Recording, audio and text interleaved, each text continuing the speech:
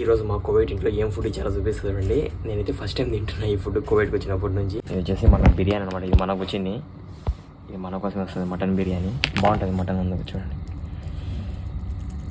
Mutton నేను ఎప్పుడు వచ్చాను ఇట్లా తీస్తాయి. ఎముకలు చూడండి ఈజీగా వచ్చేస్తాయి. ఫుల్ మంచిగా ఉడికిపోయి ఉంటుంది మటన్ బిర్యానీ అంతా. మొత్తం మటన్ పీస్ అయితే మెయిన్ ఐటెం ఇది. సరే ఏమనుకోద్దండి, నేను దీని వాసన చూస్తే నాకు మండిపోతుంది. ఎందుకంటే నేను తినను, ఇది నాకు ఇష్టం ఉండదు.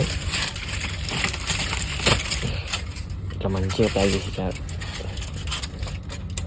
ఓ మై గాడ్, మంచిగా అయిపోయింది ఫిష్. ఇది ఈరోజు మాకు ఇచ్చిన ఫుడ్.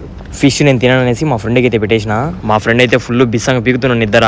ఈ మటన్ బిర్యానీలో మటన్ ముక్కలు అయితే చాలా ఉన్నాయి. చూడండి ఎంత మెత్తంగా ఉడికిపోయినాయో. దగ్గర 7-8 మటన్ ముక్కలు అయితే వచ్చినాయి. మా ఫ్రెండ్ కూడా పండుకునే లేపేసిన తిందాం పట్టు ఇద్దరం కలిసి అని. మా ఫ్రెండ్ ఉండి నాకు నవ్వుతూ ఫిష్ అని కనుక నేనైతే నా బిర్యానీ మొత్తం ఇద్దరం ఆఫ్ అయితే చేసుకుంటున్నాం. మనమైతే ఎలాగూ ఈ బిర్యానీ అయితే కంప్లీట్ చేయలేమనేసి మా ఫ్రెండ్కి ఎక్కువ పెట్టేసిన. మటన్ ముక్కలు కూడా మొత్తం మా ఫ్రెండ్కి వేసేసిన, మంచిగా తింటారనేసి.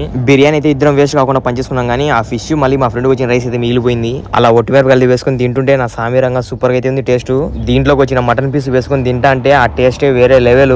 ఒక పక్కన తింటుండగానే మా పక్కింటి షెరుపనకైతే ఫోన్ చేసిన ఎక్కడున్నావు అనేసి. ఆ అన్న అయితే డ్యూటీ నుంచి వస్తున్నాడు అంట. ఇప్పుడే తిన్నావా అన్న అని అడిగితే అన్న ఉండి యార్రా 10 నుంచి సంపుతుంది ముసలి అని అంటున్నాడు. నేనుండి మంచిగా నూనె లేగిన ఫిష్ రైస్ ఉంది తిందురా అని చెప్పిన. ఇంకా అలా మాకు ఇచ్చిన ఫుడ్ వేస్ట్ కాకుండా అన్నకైతే ఇచ్చేసిన. ఒకవేళ ఈ అన్న కూడా డ్యూటీలో ఉంటే కనుక ఈ ఫుడ్ అంతా ఫ్రిడ్జ్ లో పెట్టేవాని ఎవరైనా బయట వాళ్ళు తీసుకొని వెళ్ళి తినేవాళ్ళు. ఈ వీడియో నచ్చితే సబ్స్క్రైబ్ చేసేయండి.